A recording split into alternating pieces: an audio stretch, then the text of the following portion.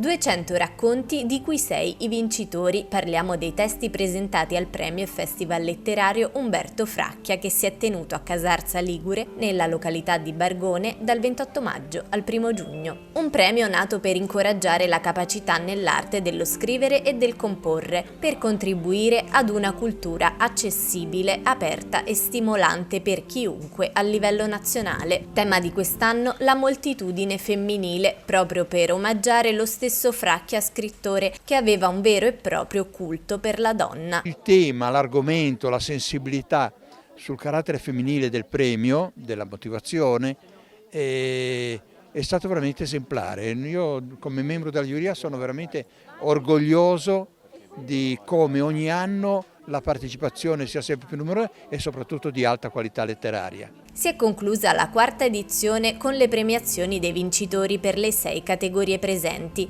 Per gli adulti il primo classificato è Arnaldo Manuele con il racconto La piccola Eli. Nella sezione giovani è stata premiata Benedetta Barbetti con La dea dai piedi rossi. Per il gruppo Triennio Liceo ad aggiudicarsi la targa è Emma Frediani con il testo Mamma, e per il biennio ha vinto il racconto Gli angeli non esistono di Elisa Casti. Un testo che mi è piaciuto fin da subito, sia per il tema trattato, che è un tema in cui mi ritrovo molto, soprattutto perché è un tema che mi sta anche molto a cuore, e mi è piaciuto molto appunto scriverlo, e soprattutto mi sono sentita molto sicura anche su ciò che avevo scritto. Mi è sembrato fin da subito un racconto che parlava, ecco. Altre 2 le categorie premiate durante la giornata conclusiva del festival: Scuole secondarie di primo grado con Pietro Sinagra e il suo testo La foglia nell'acqua, e Chiara Aragone per la sezione Università con Verso la luce. L'intenzione è quella di dare una